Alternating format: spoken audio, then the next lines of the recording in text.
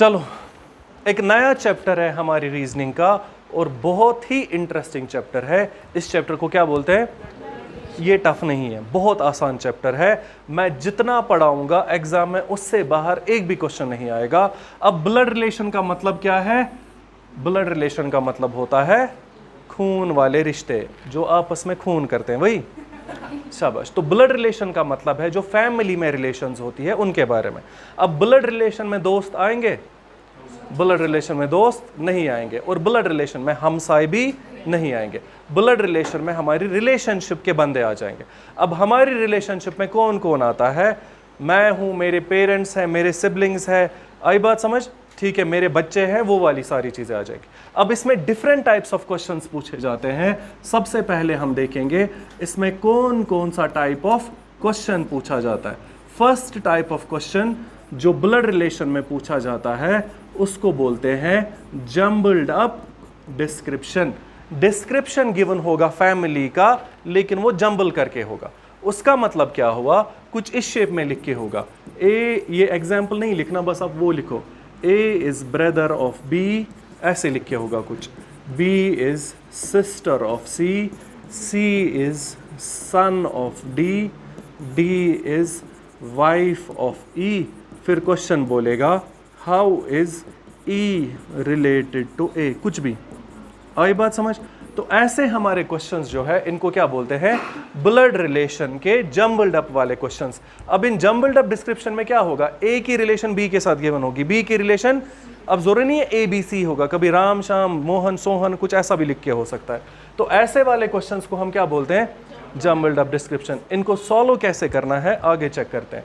Second type of question जो कि बहुत आसान होते हैं, इनको बोला जाता है काउंटिंग फैमिली मेंबर्स। अब काउंटिंग फैमिली मेंबर्स की कहानी भी आसान होती है। काउंटिंग फैमिली मेंबर में पूरे खानदान का डिस्क्रिप्शन होगा। जैसे एक बूढ़ा और बूढ़ी थे, उनके 5 बच्चे थे, उनमें से 3 लड़के थे, 2 लड़कियां थी, हर एक लड़के के इतने इतने बच्चे थे। अब बताओ पूरे खानदान में मेल कितने हैं, फीमेल कितने हैं? ऐसे वाले क्वेश्चंस को क्या बोला जाता है? और काउंटिंग फैमिली मेंबर्स सबसे कम पूछे जाते हैं, मतलब पिछले 5-6 सालों में शायद एक क्वेश्चन होगा, लेकिन हमें ये पढ़ना होगा। तो फर्स्ट टाइप कौन सा था? Jumbled up. Second counting family. Third को बोला जाता है कोडेड रिलेशंस। अब कोडेड रिलेशंस में क्या होगा? ये कोडेड रिलेशन एग्जैक्टली पहला ही टाइप ऑफ क्वेश्चन होता है। पहला टाइप ऑफ क्वेश्चन कौन सा था? तो जैसे जंबल्ड अप में इंग्लिश था ना, अब इंग्लिश नहीं होगा। अब क्वेश्चन ऐसा होगा, A star B hash C at the rate D question mark E. Same यही क्वेश्चन होगा, लेकिन इस शेप में होगा।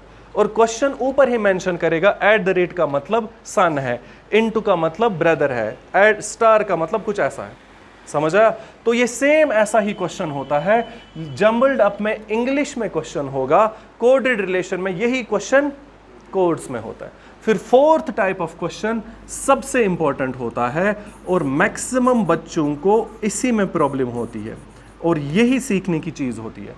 फोर्थ टाइप ऑफ क्वेश्चन को बोला जाता है पॉइंटिंग या फिर इंट्रोड्यूसिंग टाइप ऑफ क्वेश्चंस। तो हमारे फोर्थ टाइप ऑफ क्वेश्चंस कौन से बनते हैं? पॉइंटिंग या फिर इंट्रोड्यूसिंग। अब इस पॉइंटिंग इंट्रोड्यूसिंग में क्या होगा? इंग्लिश ट्विस्टेड होता है, क्योंकि ट्विस्टेड इंग्लिश होता है और हमें तो सीधा इंग्लिश समझ नहीं आता है, इसलिए क्वेश्चन सबसे टफ माने जाते हैं। और यही वो क्वेश्चंस है जो मैक्सिमम बच्चों से गलत होते हैं। ठीक है, अब इन क्वेश्चंस में क्या होता है?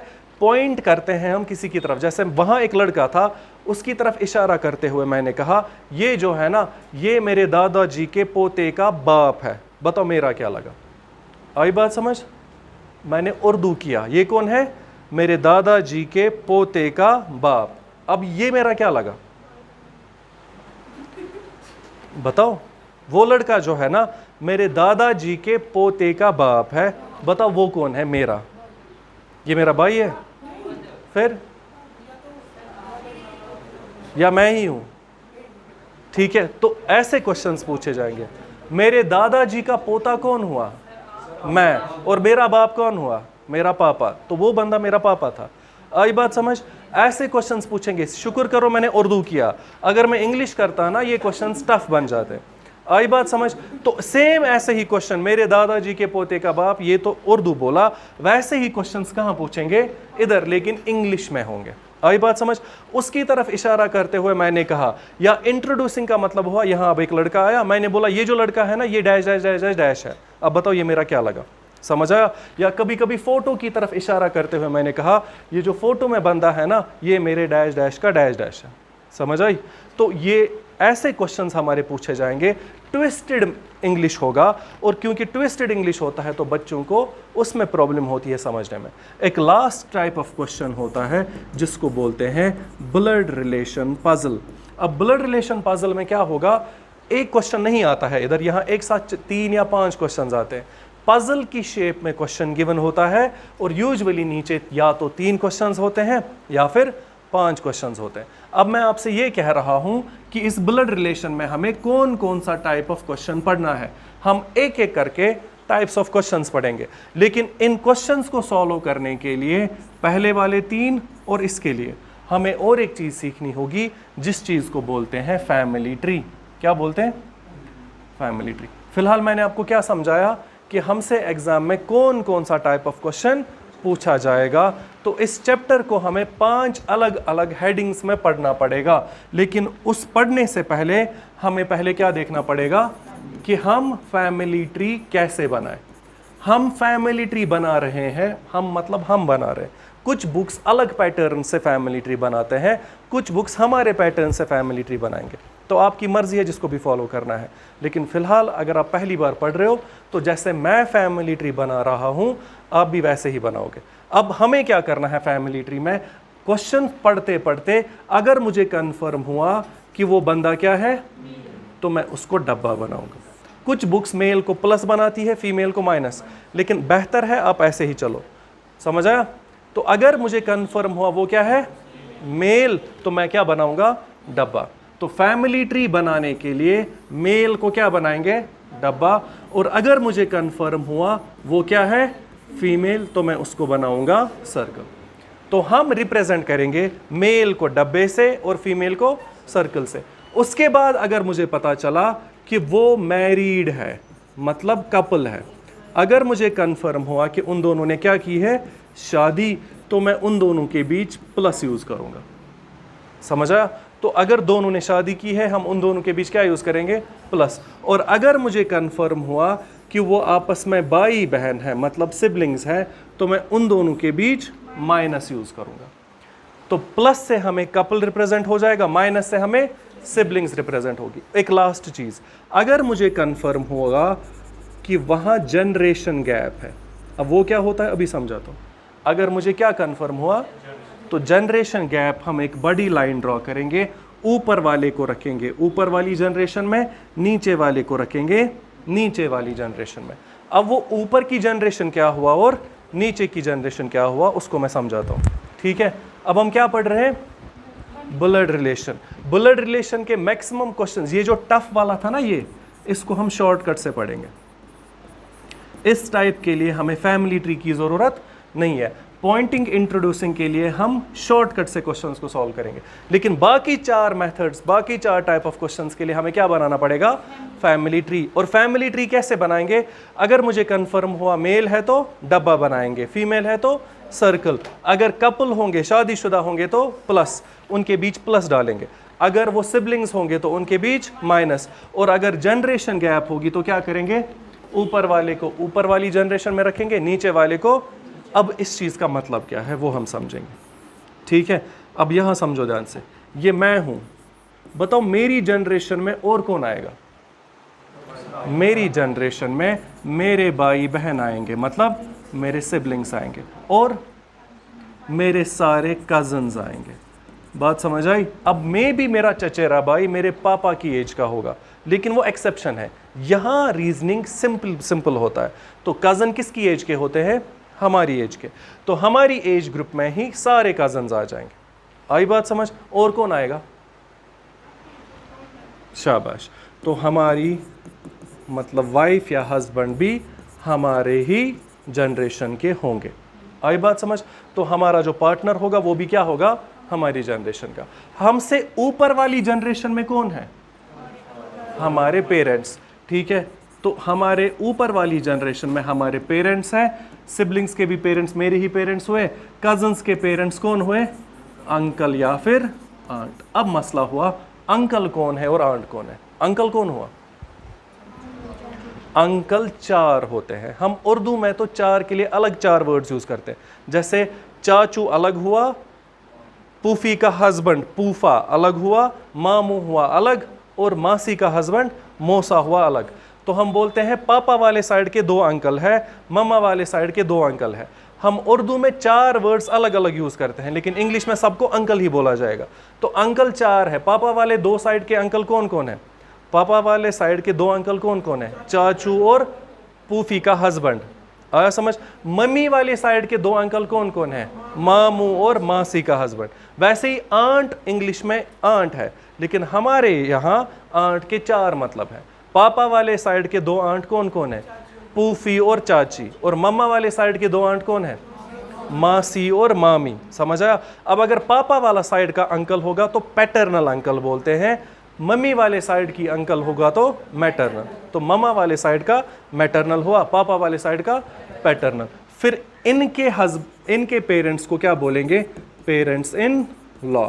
अगर मदर होगी इनकी तो मदर इन लॉ या तो फादर इन लॉ। इससे ऊपर वाली जनरेशन में कौन होंगे, शाबाश, तो इससे ऊपर होंगे ग्रैंड पेरेंट्स, और इससे भी ऊपर ग्रेट ग्रैंड पेरेंट्स। समझ आया। अब मसला होता है अंकल आंट का। अंकल 4 हुए, आंट भी कितनी हुई, 4। इतना समझ आया। वैसे ही हमसे नीचे वाली जनरेशन में कौन होंगे, समझ आया। ये मैं हूं, हमारी जनरेशन में मैं, मेरे भाई बहन, मेरे सारे कजन्स, मेरा हस्बैंड या वाइफ होगा। हमसे ऊपर वाली जनरेशन में हमारे पेरेंट्स, कजन्स के पेरेंट्स या हस्बैंड वाइफ के पेरेंट्स होंगे। हमारे पेरेंट्स तो पेरेंट्स हैं, मदर फादर। कजन्स के पेरेंट्स अंकल आंट है। वाइफ या हस्बैंड का पेरेंट कौन है, पेरेंट इन लॉ, मतलब मदर इन लॉ या फादर इन लॉ। इनके भी पेरेंट्स को क्या बोलेंगे, ग्रैंड पेरेंट्स, और ग्रैंड पेरेंट के भी पेरेंट को क्या बोलेंगे, ग्रेट ग्रैंड पेरेंट्स। अब ये तो हुई मुझसे ऊपर वाली जनरेशन। हमसे नीचे वाली जनरेशन में कौन आएगा, हमारे बच्चे, ठीक है। तो या तो वो सन होगा या फिर डॉटर। अगर मेरा होगा तो सन या तो डॉटर। अगर मेरे सिबलिंग का सन हुआ, अगर भाई का बेटा हुआ तो क्या बोलोगे, नेफ्यू। समझा। अब इस नेफ्यू को पकड़ो। नेफ्यू किसको कहोगे, हम उर्दू में बोलते हैं बांजा और भतीजा। बांजा हुआ बहन का बेटा, भतीजा हुआ, इंग्लिश में दोनों को नेफ्यू ही बोलते हैं। अब बहन का बेटा है तो नेफ्यू, भाई का बेटा है तो नेफ्यू, कजन का बेटा है तब भी नेफ्यू, मेरे साले का बेटा है तब भी नेफ्यू, साली का बेटा है तब भी नेफ्यू, मेरा बेटा है तो सन। बाकी मेरी जनरेशन में किसी का भी बेटा होगा तो क्या बोलेंगे, नेफ्यू। ऐसे ही मेरी बेटी है तो डॉटर, मेरे कजन की बेटी है तो नीस बोलेंगे, मेरी बहन की बेटी को नीस, भाई के बेटे को भी नीस ही बोलेंगे। आई बात समझ। अब नीस कौन है, मेरी जनरेशन में मेरे बगैर किसी की भी बेटी, फिर वो मेरे भाई की बेटी हो वो भी नीस है, बहन की बेटी नीस, मेरे भाई की बेटी, चचेरे भाई की बेटी, चचेरी बहन की बेटी, वो भी नीस। आई बात समझ, आया इतना समझ। इससे नीचे कौन होंगे, मेरे बच्चों के भी बच्चे, तो क्या बोलोगे, ग्रैंड चाइल्ड, और ग्रैंड चाइल्ड के भी बच्चे हुए तो ग्रेट ग्रैंड चाइल्ड। आई बात समझ। अब शॉर्ट में मुझे यह समझाना था कि जनरेशन गैप का मतलब क्या है। अगर ये मैं हूं और ये मेरा बेटा है, हम दोनों के बीच की जनरेशन गैप है। मैं हूं ऊपर वाली जनरेशन का, ये है नीचे वाली जनरेशन का। आई बात समझ। लिखो इतना, आगे बढ़ते हैं। आया थोड़ा सा समझ। तो अब आपको समझ आया जनरेशन का मतलब क्या है, ठीक है। और ख्याल रखना इनका अंकल कौन है और आंट कौन है। अंकल 4 हुए, पापा वाले साइड के 2 अंकल और ममा वाले साइड के 2 अंकल। वैसे ही नेफ्यू नीस पे भी थोड़ा सा फोकस करना। आई बात समझ, ठीक है। अब हम आते हैं वापस अपने फर्स्ट टाइप ऑफ क्वेश्चन पे, जिसको क्या बोलते हैं, जम्बल्ड अप डिस्क्रिप्शन। अब मैं आपसे क्या कह रहा हूं, क्वेश्चन सॉल्व करने के लिए हमें क्या आना चाहिए, फैमिली ट्री, ठीक है। अब इस क्वेश्चन पे आ जाओ और समझो ध्यान से हुआ क्या, ठीक है, तो एक एक करके हमें ये टाइप ऑफ क्वेश्चंस पढ़ने हैं। हम फर्स्ट टाइप ऑफ क्वेश्चन पढ़ेंगे जिसको क्या बोला, जम्बल्ड अप डिस्क्रिप्शन। अब ये है ना हमारा क्वेश्चन, फैमिली ट्री कैसे बनाना है। बस एक क्वेश्चन मुझसे सीखो, बाकी सारे क्वेश्चन आप खुद कर सकते हो। जब भी फैमिली ट्री बनाना होगा एक एक लाइन पढ़ो, बस एक लाइन पढ़ो। पढ़ो पहली लाइन, क्या बोला, ए इज ब्रदर ऑफ बी। कौन है बाई, तो मैं ऐसा लिख रहा हूं, ए बाई बाद में होगा, पहले वो मेल है क्योंकि ए बाई है, तो ए क्या है, ब्रदर, और मेल को हम क्या बनाते हैं, डब्बा। किसका बाई है, तो ए और बी आपस में बाई है फिलहाल ए, बी वापस कुछ भी हो सकता है, बी वापस बाई भी हो सकता है और बहन भी हो सकता है। बाई कौन है, फिलहाल मैंने बस ये लाइन पढ़ी, ए इज ब्रदर ऑफ बी का मतलब ए है बाई किसका, बी का, ए बी का बाई है, बी वापस क्या होगा, बाई बी। और तो किसी को जबरदस्ती डब्बा या सर्कल तब तक नहीं बनाना जब तक ना आपको कंफर्म हो। फिलहाल मुझे पता चला ए बाई है बी का, बी वापस क्या है, वो कंफर्म नहीं है, क्योंकि बाई है मतलब सिबलिंग है, इसलिए बीच में क्या डाला, माइनस। आई बात समझ। यही चीज हमने पीछे सीखी ना कि फैमिली ट्री में अगर शादीशुदा होंगे तो प्लस लिखना, अगर सिबलिंग्स होंगे तो माइनस लिखना। आगे पढ़ो, क्या बोला, बी जो है वो क्या है, तो सिस्टर बाद में होगी, पहले वो फीमेल है। आई बात समझ। किसकी सिस्टर है, सी की। बी ने कहा मैं सी की बहन हूं, इट मींस बी इसकी भी बहन है और इसकी भी बहन है। सी का जेंडर फिलहाल कंफर्म नहीं है। आगे जाओ, सी इज, जैसे ही सन कंफर्म हुआ इट मींस ये क्या है, मेल। सी बेटा है किसका, डी का, तो बेटा अगर यहां है, पेरेंट कहां आएगा। अब अगर सी बेटा है, डी क्या है फिर, सी है ना बेटा किसका, डी का, डी बाप है कि मां, वो कंफर्म नहीं है। तो किसी के ऊपर जबरदस्ती जेंडर थोपना नहीं है जब तक ना कंफर्म हो। तो क्वेश्चन ने कहा सी जो है वो बेटा है किसका, तो सी है बच्चा डी का, इट मींस डी के ये तीनों बच्चे हैं। आई बात समझ। अगर सी है बेटा इसका, डी वापस क्या है, मां भी हो सकती है और बाप भी हो सकता है। फिलहाल ये पेरेंट है, समझा। अगर पेरेंट है तो ऊपर आएगा। अब ये डी किसका पेरेंट है, सी का कि तीनों का, तो इन तीन भाई बहन का एक पेरेंट कौन है, डी। आगे बोला डी इज, अगर वाइफ है तो मेल होगी कि फीमेल, शाबाश। तो डी जो है ये वाइफ है किसकी, ई की, तो ई आएगा इधर। अब ई का जेंडर कंफर्म है क्यों, क्योंकि अगर डी इसकी वाइफ है तो ई वापस हस्बैंड होगा, इट मींस इन दोनों ने शादी की है। अब यहां ये नहीं बोलना सर हो सकता है ना ये भी फीमेल हो, रीजनिंग में सेम जेंडर शादी फिलहाल नहीं होती है। अगर एक वाइफ है तो दूसरा हस्बैंड ही होगा, समझ आया। तो डी थी वाइफ, ई क्या होगा, हस्बैंड। अब हमें क्या समझ आया, ई और डी ने शादी की, इनके कितने बच्चे हैं, 3। अब इस लाइन से जेंडर गैप जनरेशन गैप समझ आया समझ। अब यहां मसला होता है, मैक्सिमम बच्चे फैमिली ट्री सही बनाते हैं। अब क्वेश्चन ने क्या बोला था, हाउ इज, और बच्चे निकालते हैं आंसर इसका, how is A related to E. अब आप मुझे बताओ दोनों क्वेश्चंस में कोई डिफरेंस है कि नहीं है। इसने कहा how is E related to A, और ये क्या कह रहा है, how is A related to. इसमें दिखाना है ई क्या लगता है ए का, इधर दिखाना है ए क्या लगता है। और ये वाला कंफ्यूजन बहुत सारे बच्चों को एग्जाम हॉल में स्ट्रेस की वजह से हो जाता है। आंसर क्वेश्चन ये था, आंसर वो इसका निकालते हैं, कभी कभी क्वेश्चन ये होगा, आंसर वो उसका निकालते हैं। इसलिए ये चीज़ याद रखना, हमें दिखानी है ई की रिलेशन किसके हिसाब से, तो जिसके हिसाब से दिखानी है ना उसको पकड़ो और इससे पूछताछ करो।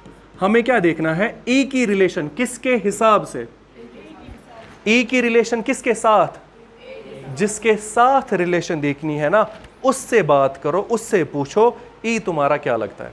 तो अगर क्वेश्चन ने कहा how is E related to A, किससे पूछोगे, रिलेशन देखनी है ई की किसके साथ, जिसके साथ रिलेशन देखनी है उससे पूछना, तो किससे पूछोगे। सेम इस क्वेश्चन में ए की रिलेशन किसके साथ देखनी है तो किससे पूछोगे। ऐसे ही कल जाके क्वेश्चन होगा how is P related to Q, पूछताछ किससे करोगे, रिलेशन देखनी है पी की किसके साथ, जिसके साथ रिलेशन देखनी है ना उसी से आप पूछोगे।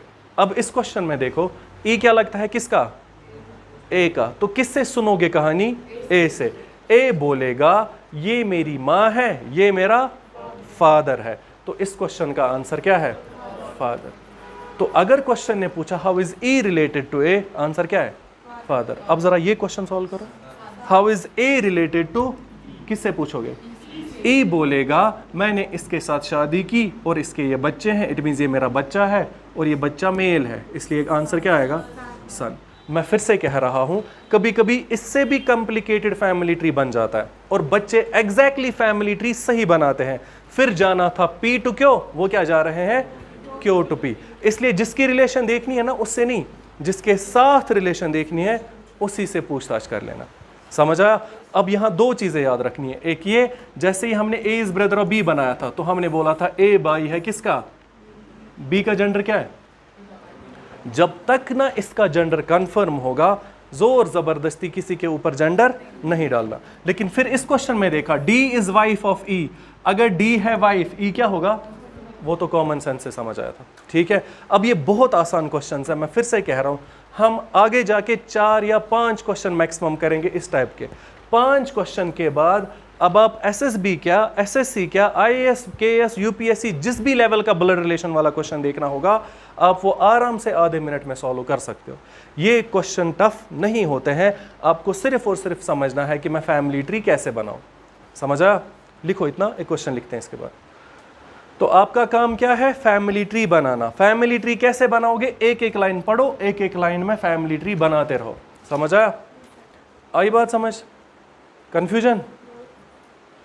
शाबाश। एक और बेसिक सा क्वेश्चन करते हैं, फिर थोड़े से टफ क्वेश्चंस। ठीक है, बढ़े आगे? लिखो फिलहाल इतना।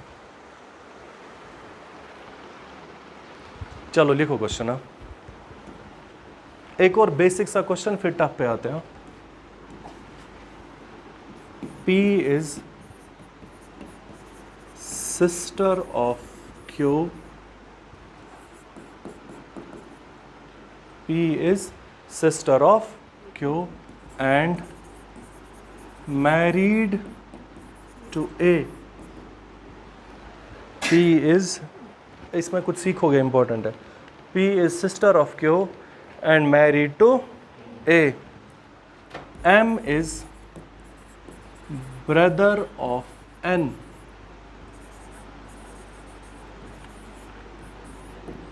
M is brother of N and son of P. S is husband of Q. S is husband of Q. Full stop के बाद how is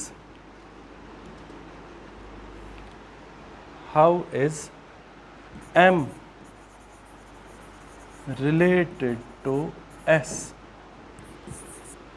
दो क्वेश्चंस दे रहा हूं इस डिस्क्रिप्शन के बारे में। एक क्वेश्चन है how is M related to S, और सेकंड लिखो how is P related to N। How is P related to N? इन दो क्वेश्चंस का मुझे आंसर चाहिए। ठंडे दिमाग से फैमिली ट्री बनाओ, और इस क्वेश्चन को करने के बाद कुछ बेसिक सा आइडिया आपको मिलेगा कि क्वेश्चंस को सॉल्व कैसे करना होता है। कोशिश करो फैमिली ट्री बनाने की। शाबाश।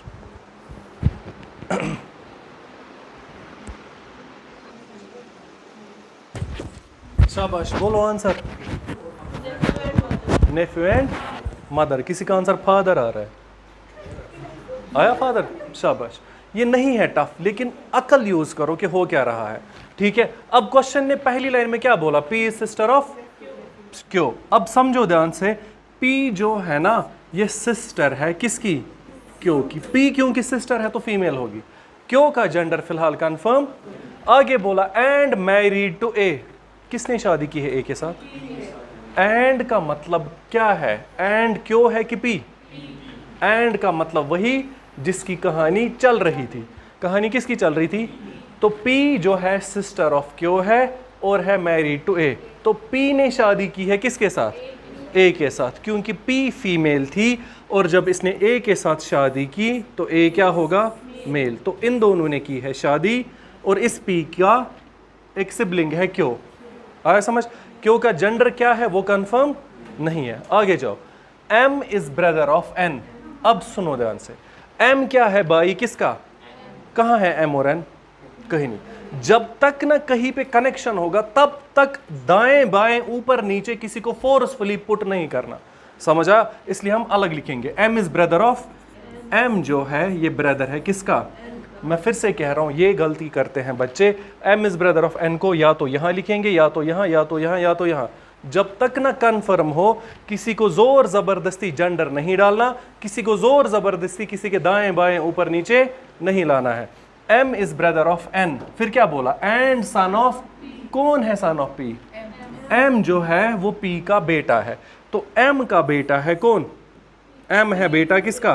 पी का। तो M is son of P, यही कहा ना, यही कहा ना, M is son of P. लेकिन एम क्या कह रहा है? मैं भाई किसका हूं? एन का। तो एम साथ में ला रहा है अपने सिबलिंग को भी। तो एम के ये माँ बाप है और एम भाई है एन का। एन वापस क्या है वो कंफर्म नहीं है। आगे जाओ, S is husband of Q. इस क्यू का हस्बैंड कौन है? एस। तो एस आएगा इधर, क्योंकि ये हस्बैंड है तो ये क्या होगी? वाइफ। इन दोनों ने भी की है शादी।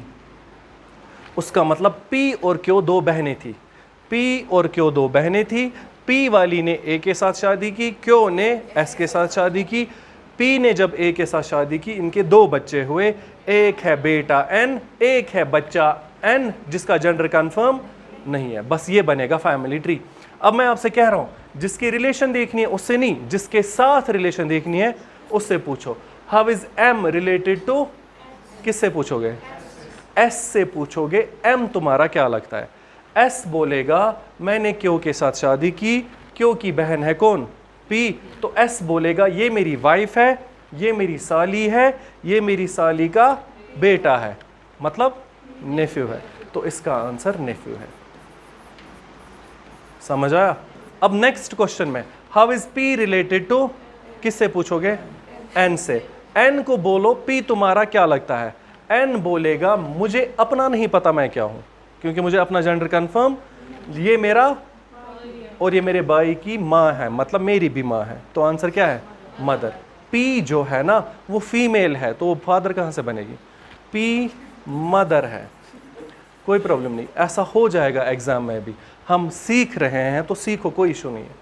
आई बात समझ? अब इस क्वेश्चन में अभी भी इस एस का, एन का जेंडर कंफर्म अगर नहीं है तो कोई प्रॉब्लम नहीं, क्वेश्चन सॉल्व करते रहो, लेकिन किसी को जोर जबरदस्ती जेंडर पुट नहीं करना है। अब मुझे आपसे ये कहना है, ये एंड जो है ना, P is sister of Q तो ठीक था, एंड मैरिड टू ए, और शादी की है उसने ए के साथ। किसने ए के साथ शादी की? एंड का मतलब होता है पहला वाला बंदा जिसकी बात चल रही थी।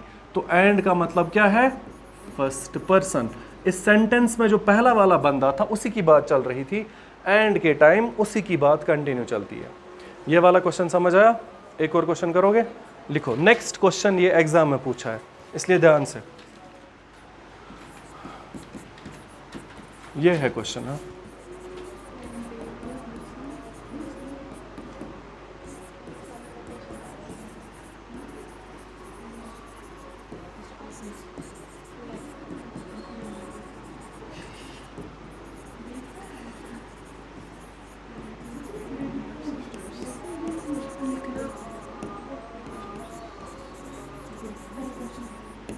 ये क्वेश्चन बहुत बार इसी शेप में एग्जाम में पूछा जा चुका है। शाबाश। एक एक्सपेक्टेड क्वेश्चन है और ये बहुत आसान क्वेश्चन है। ऐसा क्वेश्चन बहुत बार एग्जाम में पूछा है। किया किसी ने? बोलो आंसर। अंकल। अंकल। क्वेश्चन ने कहा D related to A. Uncle नहीं, मुझे उर्दू में आंसर बोलो। मे भी अंकल सही हो। उर्दू की रिलेशन बताओ। अंकल कौन? मामू, चाचू, खालू की फूफा? शाबाश। अब देखो, ए एंड बी क्या है? कौन है सिस्टर? ए की बी की दोनों? दोनों। तो हम ऐसा करेंगे, ए और बी जो है ये दोनों सिस्टर्स है। आगे सी एंड डी आर ब्रदर्स। सी और डी क्या है आपस में? भाई। सी भी भाई है और डी भी भाई है, मतलब दोनों मेल है। तो डब्बा डब्बा, वो दोनों फीमेल थे तो सर्कल सर्कल। अब ए बी अलग था, सी डी अलग था, कोई कॉमन कनेक्शन? जब तक ना कॉमन कनेक्शन होगा तब तक इनको जोड़ने की कोशिश भी नहीं करनी है। आगे बोला सी सन, सी का बेटा कौन है? सी सन कौन है? सी सन का मुझे नाम नहीं पता। जैसे मेरा कल जाके बच्चा आएगा यहाँ, आपको उसका नाम नहीं पता तो आप क्या बोलोगे? ये सर का बेटा है। सेम यहाँ पे सी सन का नाम सी सन है, जब तक ना इसका नाम कंफर्म होगा। तो जोर जबरदस्ती पी क्यू आर एस नहीं बोलना। सी का बेटा मतलब सी का बेटा। सी का जो बेटा है वो बाई है किसका? बी का। तो सी का बेटा है बी का बाई, और बी बोलेगी मेरी बहन भी है, तो यहां से बी आएगी और यहां से इसकी बहन भी आएगी। उसका मतलब हुआ ये तीनों भाई बहन किसके बच्चे हैं? सी के। तो सी के 3 बच्चे हैं, 2 बेटियां 1 बेटा। इस बेटे का क्या नाम है? सी का बेटा, है ना? ठीक है। अब क्वेश्चन ने बोला how is D related to A, ये है इसका फैमिली ट्री। क्वेश्चन ने बोला डी क्या लगता है किसका? तो किससे पूछोगे? ए से। ए बोलेगी ये मेरी बहन है, ये मेरा भाई है, ये मेरा बाप है, ये मेरे बाप का भाई है। इसके बारे में इसने क्या कहा? चाचू। तो आंसर चाचू। आई बात समझ आया? ऐसे क्वेश्चंस हमारे एग्जाम में पूछे जा चुके हैं। आज तो बस मैंने बेसिक सा इंट्रोडक्शन दिया कि क्वेश्चंस को कैसे सॉल्व करना होता है। हमें क्या करना होता है? एक एक लाइन पढ़नी है, फैमिली ट्री बनाना है। एक एक लाइन पढ़नी है, फैमिली ट्री बनाना है। आज फिर भी इंग्लिश वाले वो क्वेश्चंस थे जिनमें इंग्लिश आसान था। कल हम वापस यही क्वेश्चंस करेंगे, लेकिन इंग्लिश थोड़ा सा ट्विस्टेड होगा, थोड़ा सा टफ होगा। ठीक है? आपका काम सिर्फ इतना है, मैथ और रीजनिंग की बुक लाओ, जो जो टॉपिक हम यहाँ पढ़ रहे हैं घर में उतने ज़्यादा क्वेश्चंस रिवाइज करो। अगर आप रिवाइज नहीं करोगे ना इस मैथ्स और रीजनिंग में, तो पढ़ने का कोई फ़ायदा नहीं है। स्टिल मैं कह रहा हूँ, जो हम यहाँ ब्लड रिलेशन पढ़ने वाले हैं ना, इसमें आप घर में जाके जब क्वेश्चन सॉल्व करोगे, एक भी क्वेश्चन ऐसा नहीं होगा जो आपको नहीं आएगा। इसलिए घर में जाके बुक खोलो और रिवाइज करो। ठीक है? कल मिलते हैं।